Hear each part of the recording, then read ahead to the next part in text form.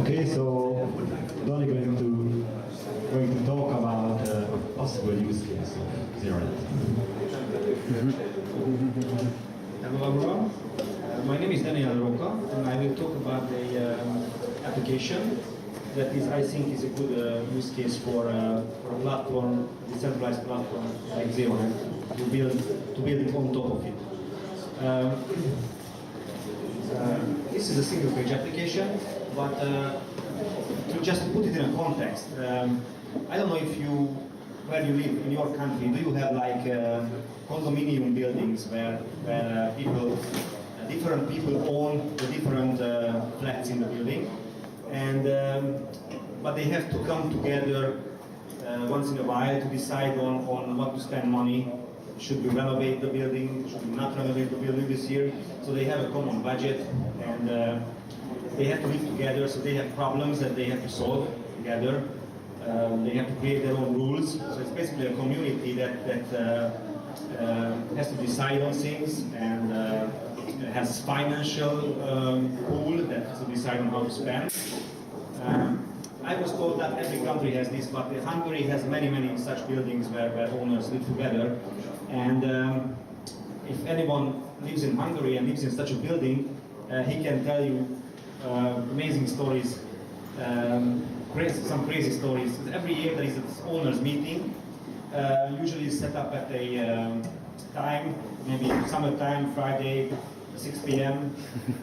You should be there to vote on if you should take on a loan of 20 million Hungarian forints to renovate the outer side of the building, and you can't go. And the second meeting is set up for 6:15. If the first meeting is not successful, then the second meeting, even if one person shows up, it's a valid meeting. Or you manage to show up, but then from 6 to 7:30, the lady from the third floor is complaining about the dog barking on the second floor, and you listen for that for an hour and a half, and then some other unimportant topic for another hour, and at 9 p.m. you leave, and that's when they vote on the 20 million foreign budget, or something like that. So it's a very inconvenient how these condominium buildings are managed. I personally got to the point where I do not go to the meeting at all, because it's just pointless. It's a waste of time in my case, even though I'm very interested in what will happen in the house. So I would like to put my input in, I would like to vote on things, but I just cannot. So what we decided to do is to build a platform which basically makes condominium buildings life very easy, and handles all kinds of things. I will actually show you. This is in the application is in development at the stage, so it's very far from final state.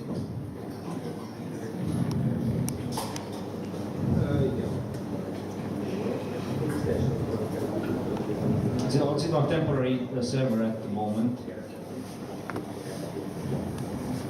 But it will be a single-page application. As you know, single-page applications work in your browser, but they are almost like an app. So everything happens within this single page. And I will log in to the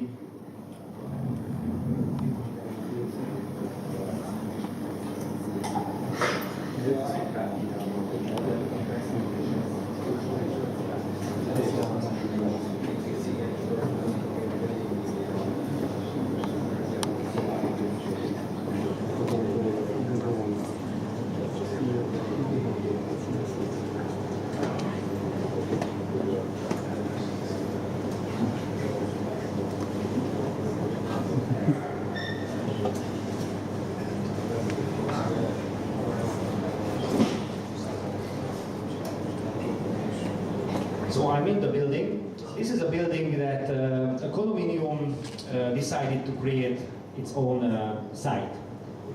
Basically, it is just a site. And in this site, they can message each other. So it has a built-in chat. Imagine that you don't know your neighbors and there is a big, music playing on the floor above you, and you just want to talk to the person that is living in the flat above. You just chat him, maybe turn the music down a bit. Also, it has a forum, so you can discuss things. I apologize. This is the software we build will be in multiple languages, but this is a demo building, which is a Hungarian building. So people in this demo building chat in Hungarian. So you probably don't understand, but people are chatting about here, about fixing the front door, which was broken last week, and should they get a loan. These are just chats, and then if they get to a point where they are actually ready to make some decision, they can create a voting. And this, we will make it possible so that they can make actual legal votes that they could before only do on these yearly owners association meetings where they had to come together and sign and everything. We will make it possible that they can do all this online. It will make life extremely convenient, because before you had to be there at Friday 6 p.m. or you cannot participate. This way you will have 1 month to participate in a voting, and at any time you just go onto the page of your condominium and you will see what are the questions are. Here we have 1 question, 2 questions. One is that there is a decision needed, what kind of color should the building be, because will be a repainting. And you can actually create, this is an ordering, so you can order your preference that would you like yellow, pink, white, or some medium gray, and you can order which one is most preferable for you, which one is less preferable, and then you cast your vote. The second question is that should we build a bicycle storage in front of the building? You can vote yes or no, or you can abstain from the vote. You can also do interesting things like delegation, which is, I'm not sure if you're familiar with the term liquid democracy, it is when you can delegate your vote to someone else. That maybe you don't have time to deal with this at all, because for the whole month period you are on vacation. Then what you do is you set up a delegation to one of your neighbors, and you ask him to decide in your name on the bill all issues. Or later on we will add features like you can create subsets of issues that you delegate to a certain person in the building. You can create other group of issues you can delegate to someone else in the building. This will make it very convenient for someone to be participating in the building's life and not spend too much time with it. We also handle error reports, so maybe the elevator is broken and you want to very quickly post a error ticket so someone sees it and hopefully repair it soon. We have archived tickets, and also we handle the finances. We will try to give a good reporting structure where you can see the yearly budget, how much money you pay, how much money you owe, how the budget was spent last year, and what's the plan for next year. So it will be a very transparent, very visible way to see the condominium building's finances, see what's happening in the building, talk with your neighbors, and then this whole thing will be in one single page app. So the next question is, why do we not do it just simply in a centralized web server? The first phase that we are doing now is actually a centralized web server. That is just to launch it and to have some control over it while we are developing it. Because otherwise, if you just let it go and anyone is launching it, it will be hard for us to fix bugs and stuff. But once it's running and it's working nice, the next phase we want to do is to put this on a decentralized platform like ZeroNet. Why do we want to do this?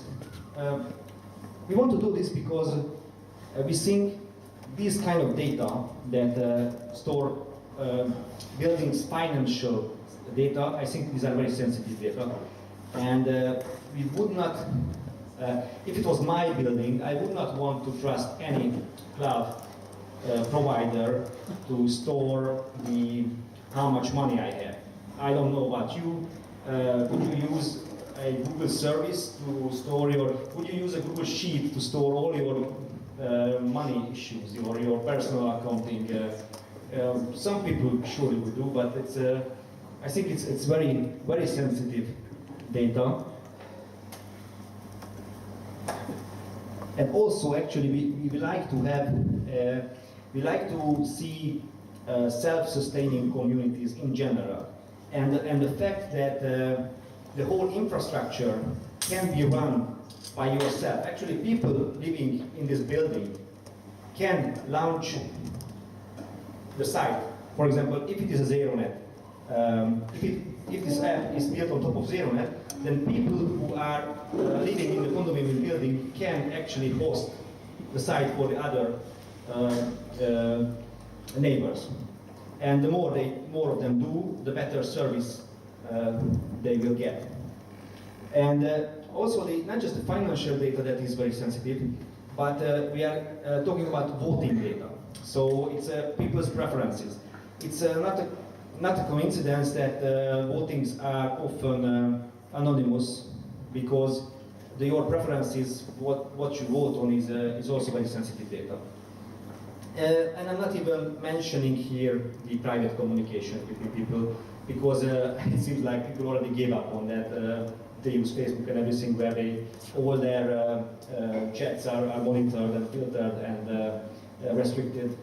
So that probably doesn't bother people that much. But we would like to have such a platform where all their communication is actually private between themselves. So this is a work in progress, and we are in the phase of almost ready with a centralized version, and soon be able to move into the decentralization phase. The UI is not finalized yet. We are working on it to have some nice features that makes some eye candy and stuff. But yeah, basically that's it. Thank you.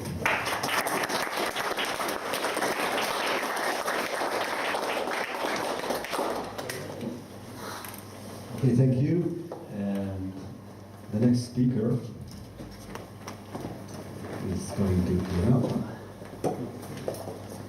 And he is going to talk about blockchain university. What's that? Can I have VGA? No? So, blockchain university. Hi, I'm Andre, and I'm curious about how many coders, programmers we have here, and how many of them working at big companies. Big company worker coders. Wow. Amazing.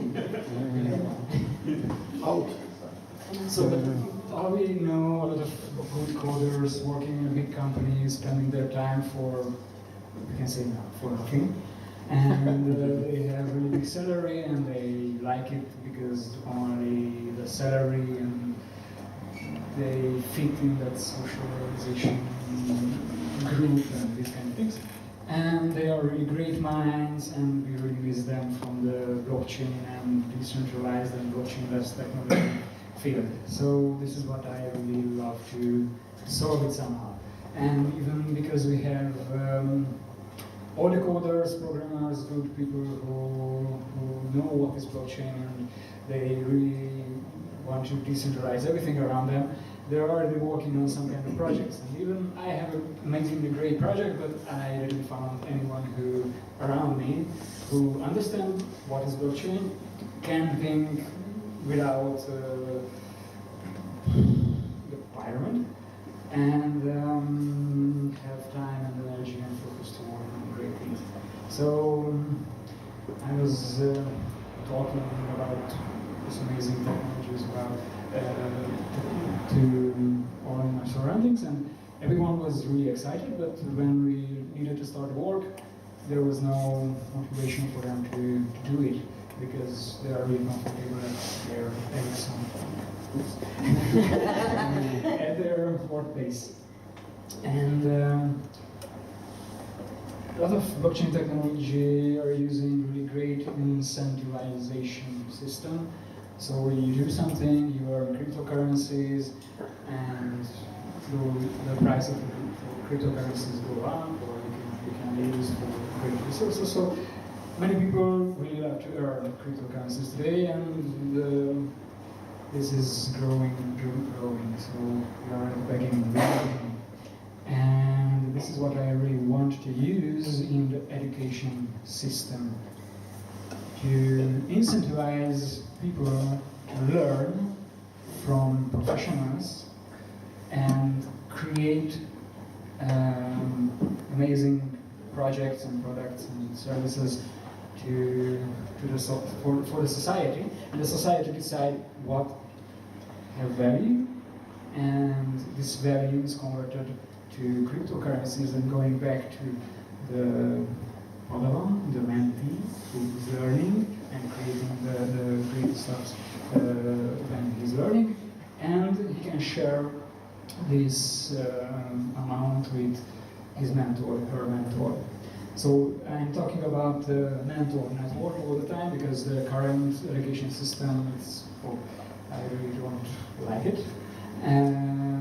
I don't like to hear even the word teacher and teaching, and I'm believing there is someone who is doing a job, and I want to learn from him and go there, and I'm asking for mentoring, and that's it.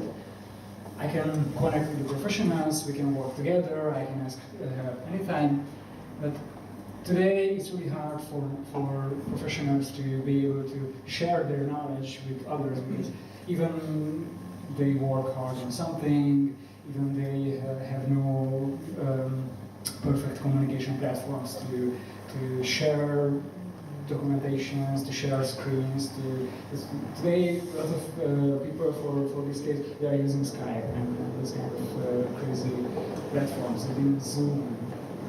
I really want to skip these in my life. And I have no access to really great professionals, because I can't use Skype and Zoom and this kind of software on my computer. I really don't want. So I imagine a software platform, not a software, a huge ecosystem where I go in, can be absolutely a ZeroNet platform.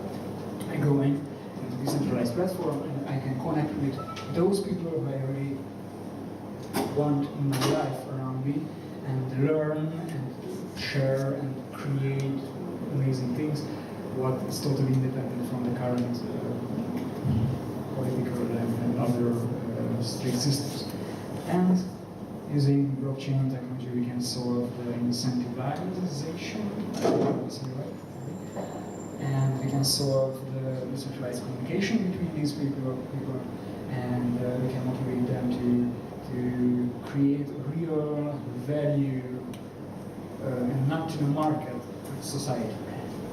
So this is why I started to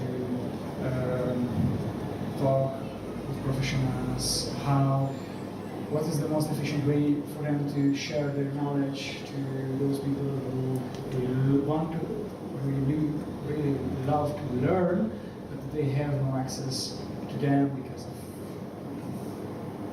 lists of communication systems and easy to use platforms. So you can talk about a lot of things. Please ask something somewhere.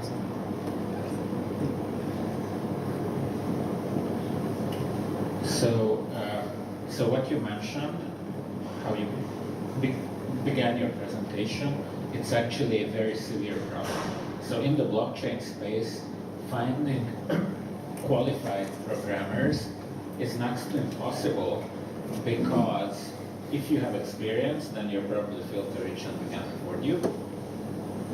And if you don't have experience, then you somehow need to learn it. And so this is a problem that Ethereum Foundation is facing. This is a problem that basically everyone is facing. This is a hot topic. People working in the blockchain space command insane compensation, and there aren't enough of them. And this is really fundamental. And what you said, that with cryptocurrencies we can solve incentivization, and with decentralized network protocols we can solve communication. I mean, I would qualify that a little bit. So we really hope that we will be able to solve incentivization, and we will be able to solve communication. But to be honest, I can't see like workable solutions for these problems. Like I can see directions in which they probably will emerge, but currently this is a huge problem, and I think pretending that we have a ready solution is a little bit pretentious. Thank you. Next. If I see now today, we have some already done tested solutions for this. I would love to use the Steam blockchain to share the information, to share publications, to share everything what you want to share with the world, and they can incentivize you with Steam dollars and this kind of thing. So it's working. And already there's a lot of platform what is independent from the steam.com running on their servers, and they can access the Steam blockchain through this platform. So I already found some great solution for this. And for the communication, as I see now, ZeroNet is one of the greatest, using just already existing ZeroNet forum and chat system. What else do we need more? And that's perfectly working. Conference calls. Yes, for conference calls, that's a big question, but we can use EPFS or something to solve it. There's a lot of really great solution, and they tried many times, and already have an unfinished project. I was working on the project 2 years ago around. We are using the Tor network, BitTorrent protocol to stream video, so that can be a perfect solution for this. But perhaps I will have a question. I think I'm loud enough. So basically, you find a couple of such platforms in a centralized way, like Udemy, University, the massive online course platforms. So they work even in centralized way, but pretty well. So you get an incentive if you make a course. It's just money in hand. So what's the added value of putting everything into the blockchain, comparing with this classical stuff? Yes, thank you.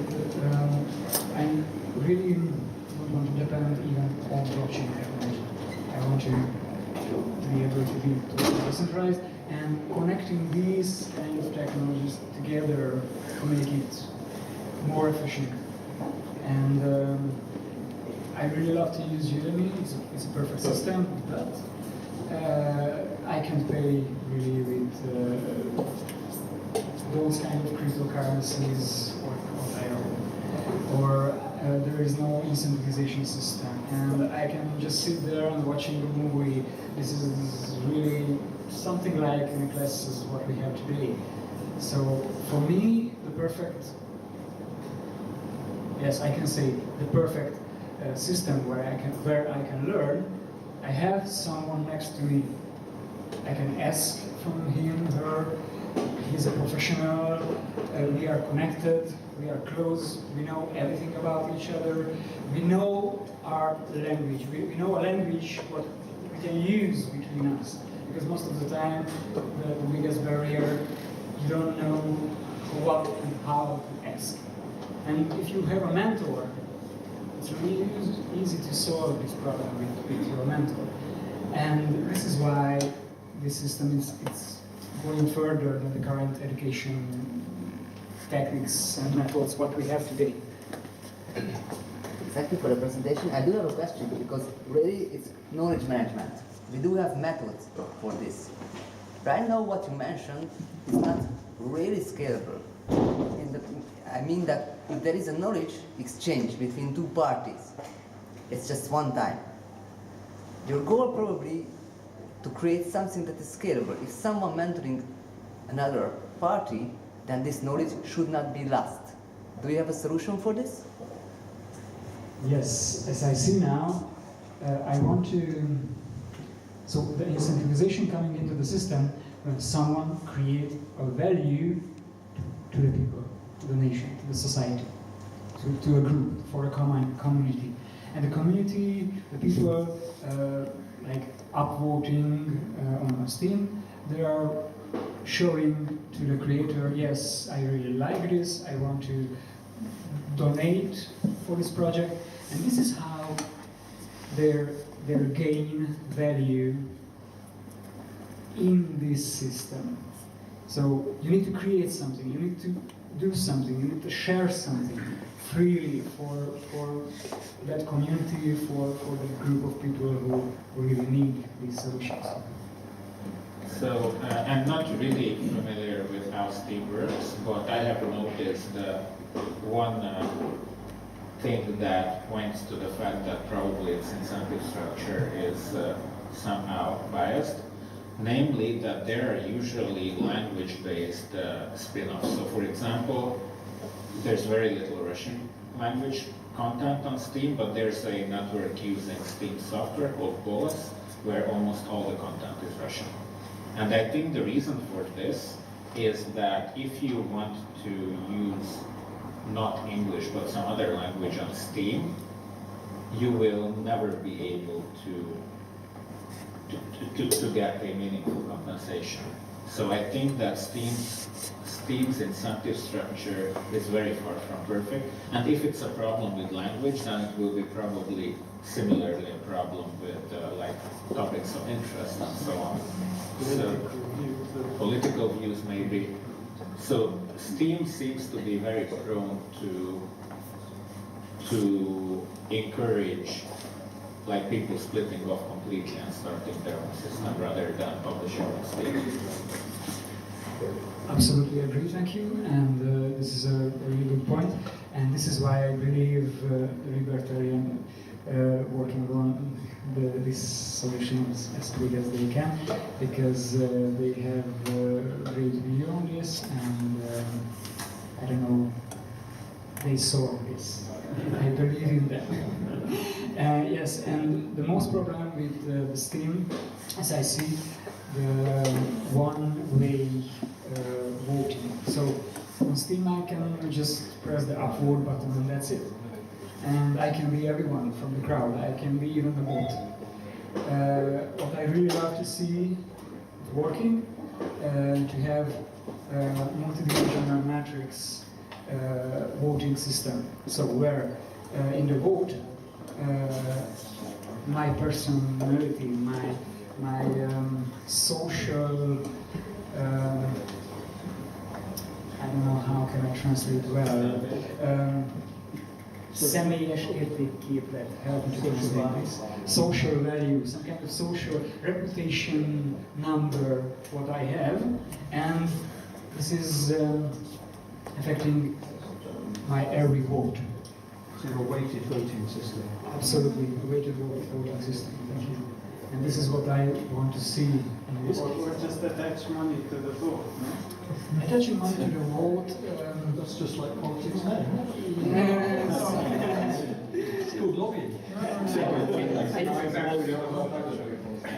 So putting your money where your vote is. This can be one part of the solution. This can be one small side of the solution, but I love to share values, not money. Oh, money is value. It has value, but not only value. Yeah. Money isn't value, money's just a measure of that.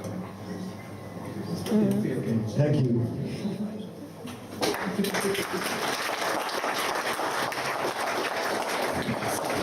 We're going to have a quick break.